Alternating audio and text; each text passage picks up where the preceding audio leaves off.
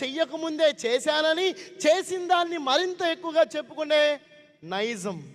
This is called over achievement, ఉన్నదానికన్నా ఎక్కువ చేయటం. అలానే వీడు కూడా యేసు ప్రభు చెప్పారు ఏమని, నరహత్య చేయవద్దు, ఈ ఆజ్ఞలన్నీ నీకు తెలుసు కదా అంటే చెప్పకముందు అబ్బో ఇవన్నీ చిన్నప్పటి నుంచి చేస్తున్నాను, ఈ కొత్త విషయాలు కాదన్నాడు. యేసు ప్రభు వారు ప్రేమతో ఆ వ్యక్తి వైపు చూసి ఆయన్ని నన్ను వెంబడించని ఆహ్వానాన్ని ఇచ్చాడు. హల్లెలూయా.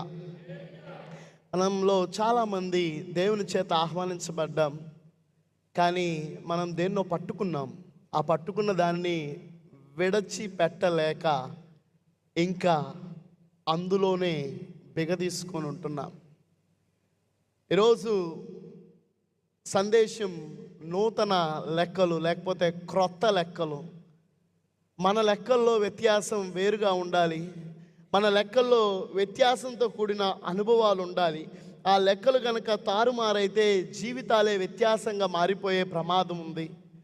గత సంవత్సరంలో 2025లో ఎలాంటి లెక్కలతో అంచనాలతో ప్రారంభించామో, ఎలాంటి లెక్కల గుండా వెళ్ళామో నేను అడగను. కానీ ఈ నూతన సంవత్సరంలో నూతనమైన లెక్కలతో ప్రవేశించిన మనము దానితోనే నిలబడి ఆయన్ని గణపరచుదుము గాక. ఆమేన్. ఈ లోకం మనందరికీ టైటిల్స్ ఇస్తుంది. టైటిల్స్ అంటే మనందరికీ తెలుసుగా, ఇందాక చెప్పాను కదా, అదే క్లాస్ రూమ్లో ఒకడు ఉంటాడు, కొంచెం పొట్టిగా ఉంటాడు, వాడిని ఏమంటారు? పొట్టిగా ఉండే వాళ్ళని ఏమంటారు? ఇంకోడు ఉంటాడు పొడుగోడు, ఇంకోడు కొద్దిగా బొద్దుగా ఉంటాడు.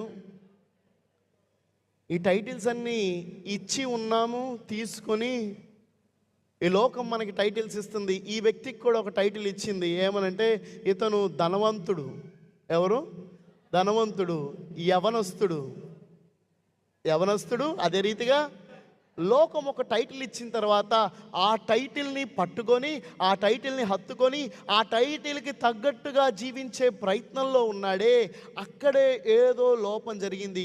దేవుడు ధనవంతుడు, యేసు ప్రభు వారు ధనవంతులకి వ్యతిరేకమైన దేవుడు కాదు. అన్నీ అమ్మి రమ్మన్నాడు కదా ఇక్కడ అంటే, ఆ విషయాన్ని నేను కంక్లూజన్లో చెప్పే ప్రయత్నం చేస్తాను.